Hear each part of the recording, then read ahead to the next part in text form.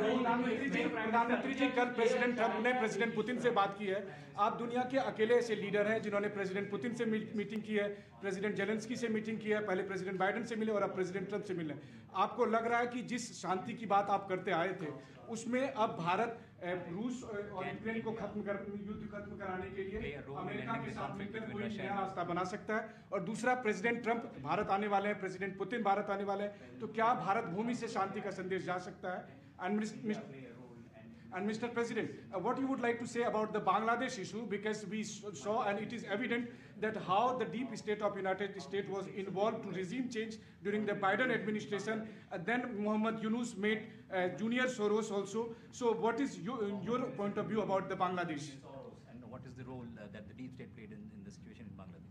Well, there was no role for our deep state. It was, this is something that the Prime Minister has been working on for a long time and has been worked on for hundreds of years, frankly. I've been reading about it. But I will leave Bangladesh to the Prime Minister. Hello বন্ধুরা, বাংলাদেশের সার্বিক পরিস্থিতি নিয়ে যখন গোটা পৃথিবী উত্তাল ছিল সেই সময় মানুষের মুখে একটাই কথা চলছিল যে আমেরিকার রেজাল্টের ফলাফল কী হবে তার উপর নির্ভর করছে বাংলাদেশের পরিস্থিতিকে কন্ট্রোল করাটা।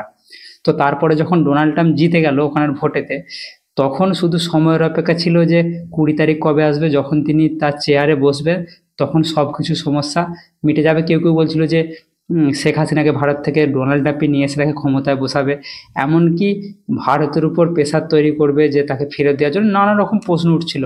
বিশেষ করে বাংলাদেশ থেকে তো এই প্রশ্নটা উঠছিল যে ডোনাল্ড ট্রাম্প বাধ্য করবে মোদিকে যাতে হাসিনাকে ফেরত দেওয়া হয়। আর ভারতের কিছু মিডিয়া বলতে চাইছিল যে ডোনাল্ড ট্রাম্প যখন চেয়ারে বসবে তখন মোদি ডোনাল্ড ট্রাম্প মিলে হাসিনাকে ফের আবার সরকারে পাঠাবে, নানা রকম কথাবার্তা চলছিল। কিন্তু যখন ডোনাল্ড ট্রাম্প তার চেয়ারে বসে পড়লো সেই সময় তার বন্ধু মোদিকে যখন ডেকে পাঠালো মোবাইল ফোনেতে যে আসো এখানে আলোচনা আছে, তো সেই আলোচনা প্রসঙ্গে যখন দুজনে বসলো তখন সেখানে এই প্রসঙ্গটা উঠে এলো, বাংলাদেশ প্রসঙ্গ।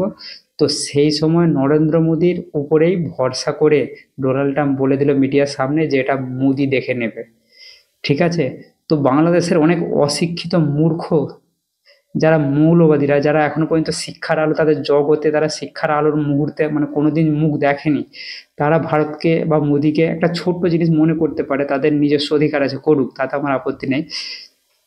কিন্তু তারা জেনে বুঝে করুক যে কার ক্ষমতা কতটুকু আছে। সেইটা যদি করতে পারতো তাহলে তাদের মুখের ভাষা বা পরিস্থিতি এরকম দিকে যেত না, দেশের পরিস্থিতি এরকম হতো না।